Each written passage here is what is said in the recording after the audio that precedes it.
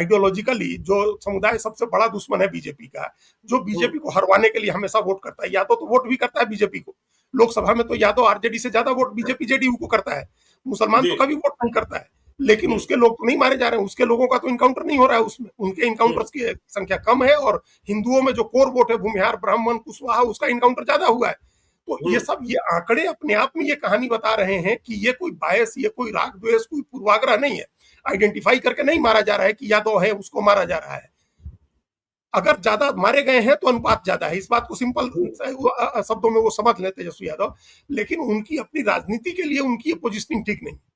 उनकी अपनी समाज का एक बड़ा वर्ग जो है उनसे उम्मीद लगाए हुए है इस नाम पर कि नौजवान है, युवा नेता है, और वो लालू यादव से कुछ हट के राजनीति करेंगे, लेकिन वो तो लालू यादव वही राजनीति।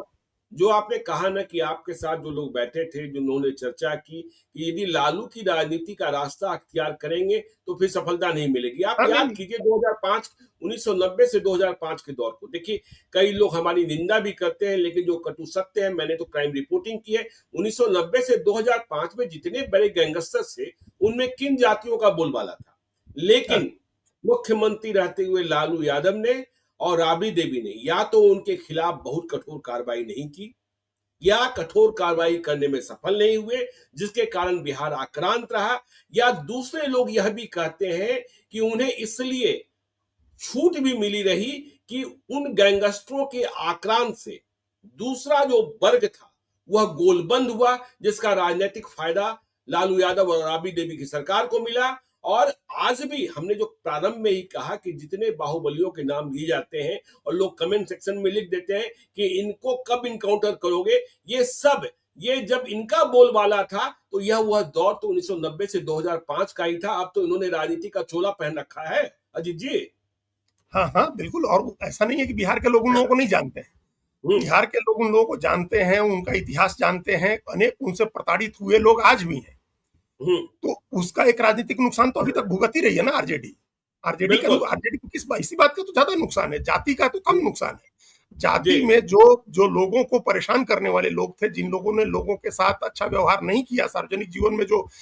अपने से दूसरी जातियों के खिलाफ जो कॉन्फ्लिक्ट पैदा किया, जो रिफ्ट पैदा किया सोसाइटी में, उसी का तो खामियाजा भुगत रहे हैं लालू यादव और आरजेडी। उसी का लाभ तो नीतीश कुमार को मिला कि उन्होंने कहा कि हम समाज में विभाजन करने नहीं आए हैं, हम सामाजिक सद्भाव बनाने आए हैं, और ऐसे लोगों को नेता बनाए जो समाज में विभाजन नहीं पैदा कर रहे थे, रिफ्ट नहीं पैदा कर रहे थे।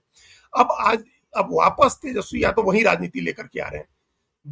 ये दोनों पोजीशनिंग गलत है ज्ञानेश्वर जी। एक तो आप यादव के नाम पर खड़े नहीं, मतलब इस तरह से मत करिए कि यादव के आप नेता हैं। आप या तो ओवरऑल इनकाउंटर पर सवाल उठाइए और कहिए कि इनकाउंटर की पॉलिसी ठीक नहीं है, तब लोग जज करेंगे आप लोग, तभी एक अलग तरह से लोग जज करेंगे ना भाई, क्योंकि जो मारे जा रहे हैं इनका अपराध लोगों को पता है, इनके अपराध के बारे में लोग जानते हैं, और लोगों की क्या मनसा है वो लोग अपना जाहिर कर देते हैं इन लोगों के मारे जाने पर। अगर आप या तो इनकाउंटर के पक्ष में खड़े विरोध में खड़ा हो जाए कि नहीं इनकाउंटर नहीं होना चाहिए, कोई इनकाउंटर नहीं हो,